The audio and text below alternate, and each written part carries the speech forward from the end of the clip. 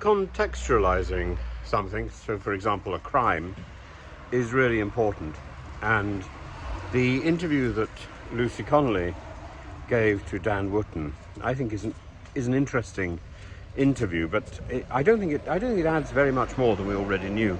This was somebody who had been profoundly upset. Of course she was profoundly upset by the death of her own child, the failures of the NHS, by the story that unravelled on that day when she posted at I think 8:30 or something.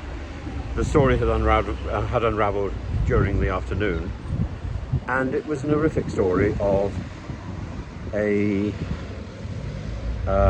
attack on 3 little girls who were simply dancing and should have gone home and told their parents what fun they'd been having. They never went home. And Lucy Connolly definitely is somebody who could understand the anguish that the community must have certainly felt, and she also felt that anguish. Now, that's the context. Her tweet was ill-judged. Arguably her appeal, her guilty plea was ill-judged. But given that, the sentence was delivered, and she was sentenced to 18 months or so in prison. Now, my concerns about her are twofold. First of all, that she joins a number of other people who are now speaking out about what led them to prison, and that seems extraordinary that the prison service permits that. And secondly, that clemency has been offered to an individual, an MP. I think he was a former whip or something, Mike Amesbury, who had punched somebody, a constituent. That I think is such a betrayal of trust, and I cannot get my head around the fact that he was offered clemency and she was not. It's got nothing to do with whether I think she was genuinely guilty. I think she was badly advised, but she pleaded guilty, and that's the point. And she would have had documents to sign to say that she understood the advice she was being given and so on. Well, of course, in the moment you don't understand anything.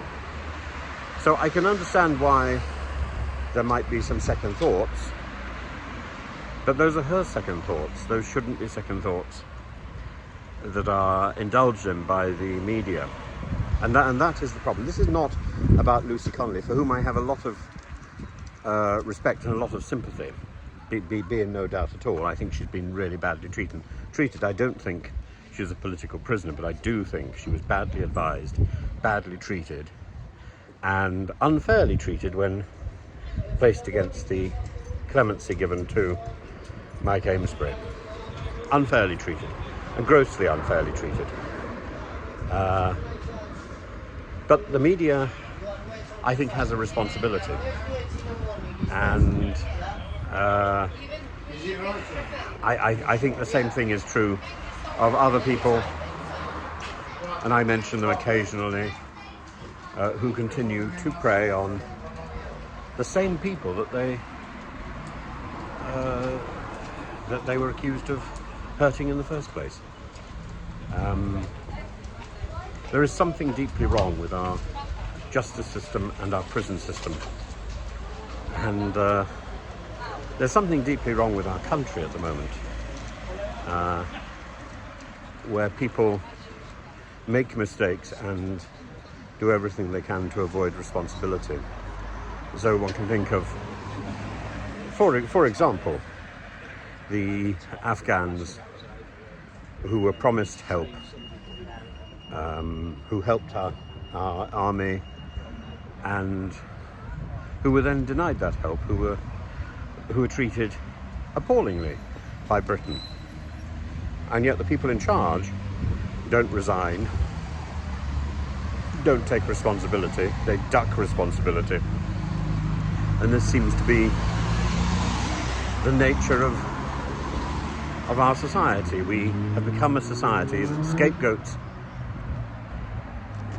ordinary people and honours the elite,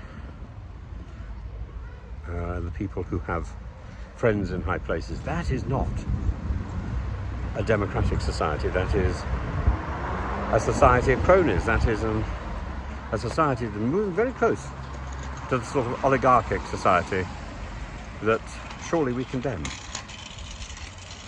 We have to do something. We have to step up and change the society that is developing, because it's shameful.